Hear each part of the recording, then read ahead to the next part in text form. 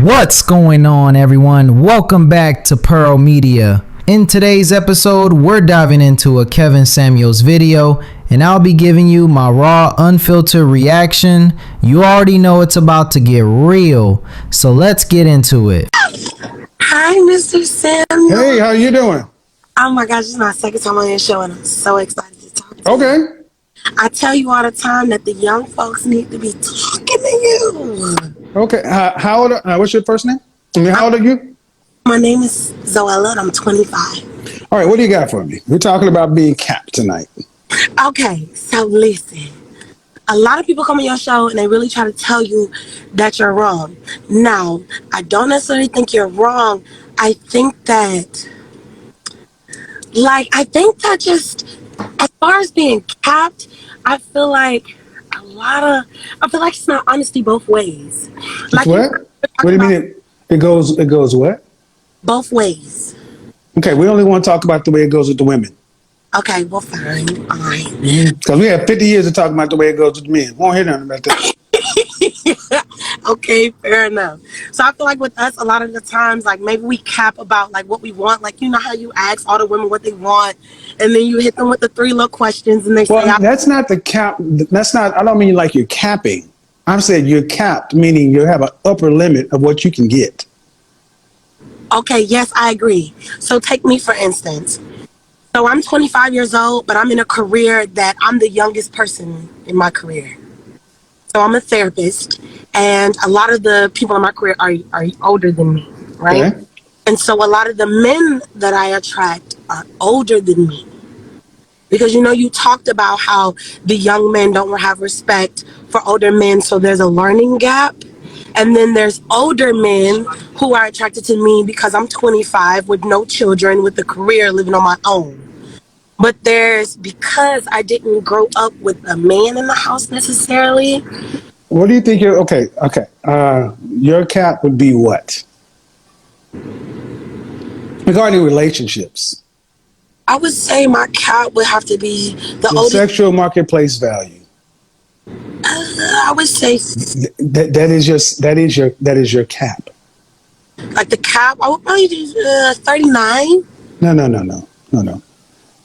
The kind of man you can get, the cap, the top, the limit. I think Listen. I'm listening to you. Don't do me like that, man. I'm listening. I'm just a little. Don't tell me what to do. No, I'm just asking. Just let me do what I do. I've let you talk, and the reason I stepped in is because you're not on subject. You're just talking. The cap meaning, what is the top kind of man you can qualify for? And what is the bottom man you qualify for? And what's the average?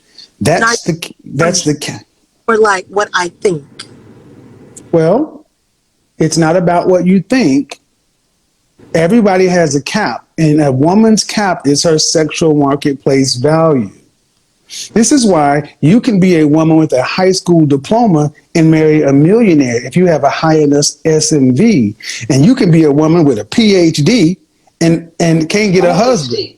Yeah. Because you're unattractive. That's real. That's an SMV. So Hold on. What would your cap be?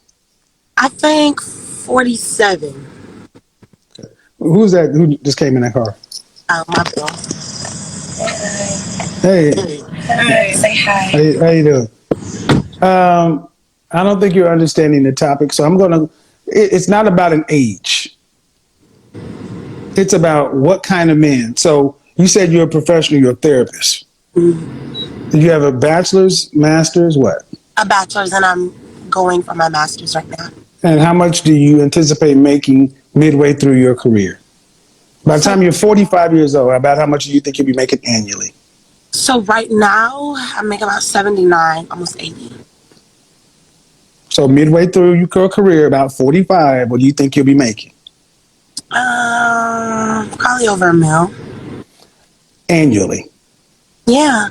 Because what I'm trying to do with mental health in our community, I think people are going to accept it more than they do.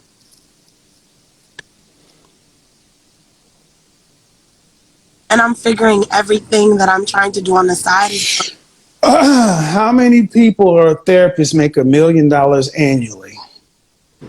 Well, aside from what I make right now, just at a job, plus what I'm going to be doing, I'm not going to work my job forever. So if I make almost Okay, you can't even have the conversation. I just asked you, every question I've asked you, you just talked. I said, midway through your career, what do you think you're going to make annually? You're honestly saying, I expect to be a millionaire as a therapist. I'm serious. Okay, good. Which fairy tales do come true, but that's not that's not the ma'am. I talk to therapists. I network with therapists. I work with psychiatrists, psychologists, PhDs from Ivy League, and they ain't making that kind of money. Can I ask you a question? I don't. I need you to listen. I need you to listen. Okay, there she goes. You're not going over. You're not. You're already on cue. Oh wait, I'm not trying to be rude. But what I need you to understand is you can't even. I don't want to talk about what you want to talk about. I'm talking about what I'm talking about, my subject. And I can't even get you to understand what you plan on making about halfway through. But let's just say you're making $1 million. Let's just go ahead and say it. You're making $1 million. Then how much do you want to get married one day? Mm-hmm. You want children? Yes, I do. How many children would you like to have? 3 to 4. 3 to 4. And do you want to have to work to pay significant bills after you're pregnant with your first child after marriage? I probably will have to. Do you want to have to work to pay significant bills after you're pregnant with your first child when you're married? Yes. Okay. What percentage of the family financial load do you want to have to be responsible for a lifetime with 4 children, you and a husband? What percentage overall for a lifetime? 20 to 30. 20 to 30%. So you still are looking for a provider male, a man making enough to pay 70 to 80% of the bills, meaning if you stop working for any reason, the family would not be significantly impacted. How much money would a man need to make to provide for a family of 4 children, a wife, and himself to not have her income impact the family in any long-term way? How much money would he need to make annually? Probably 80 to 100,000.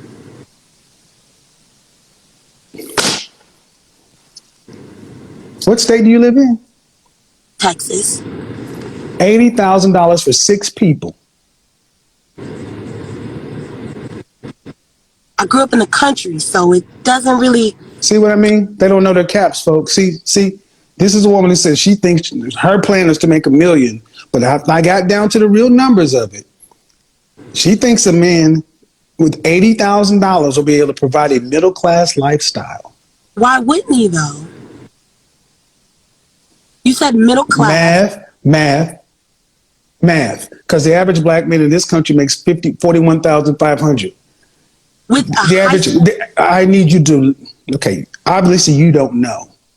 Wait, why? So I need you to because as a therapist, as an educated woman, and you want these things, y'all should know this stuff. But You should know that it's impossible to have a man making $80,000 and then you not have to work. 4 children, you guys will be lit, ma'am. The average child takes about $250,000 from age 0 to 18. 3 children. And for you not to have to work to pay significant bills in Texas, you're talking about a man making about $300,000 to $350,000 a year. 4 children at another $100,000. You're talking about a man making close to $400,000, almost $500,000. Not 80. $80,000 will not pay for 4 children. College fund, retirement, 401k, medical insurance. Talking about to raise a child or for them to go past? Because I'm going to have a conversation with the audience. Okay, see, this is why women don't understand their caps. They don't understand their caps because they don't even understand how much money a man needs to make. They don't even understand what they're asking about. So it's all fantasy. It's all fantasy. It's all fantasy. It's all fantasy for women at this point. Because I can't have the conversation with you, man, because I'm talking at a different level of understanding. I'm talking about calculus. You're talking about arithmetic. I'm not. I'm just asking you to.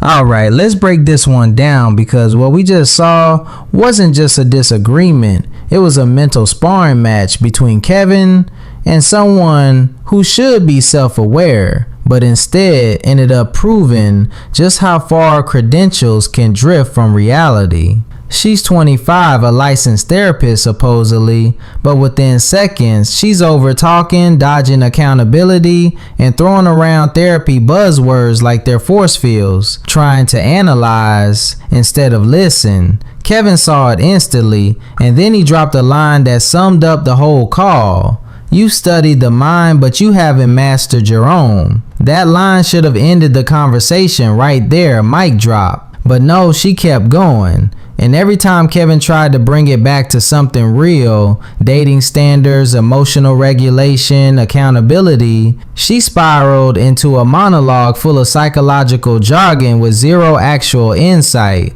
It was like watching someone use their education to avoid every ounce of personal growth. And Kevin, calm, precise, surgical. Then came the moment that cut through all the noise. He asked, if you were your own client, what would your diagnosis be? Dead silence, no answer, no clarity, nothing. And that silence, that was the realest part of the whole video because it exposed the truth. You can have all the degrees, certifications, titles, but if you haven't done the internal work, you're not qualified to guide anyone, not even yourself. What we saw in that call is exactly what Kevin's been talking about for years. The growing number of people, especially women, hiding behind intellectualism to avoid emotional maturity. And when you work in mental health, that lack of self-awareness becomes even more dangerous because now you're cloaking dysfunction in psychology. You're justifying delusion with theory. And let me be clear, being a therapist doesn't automatically make you emotionally fit for relationships. It doesn't make you coachable. It doesn't make you accountable. If anything, it can make the ego stronger and the blind spots bigger. Kevin reminded her, and honestly all of us, that emotional intelligence isn't something you can study your way into. It's built through honesty, through humility, through the willingness to shut up and listen. 3 things she clearly left at the door. Bottom line, degrees don't mean you're right. A license doesn't mean you're wise. And if you have to psychoanalyze your way around the truth, you're not helping anybody, not even yourself.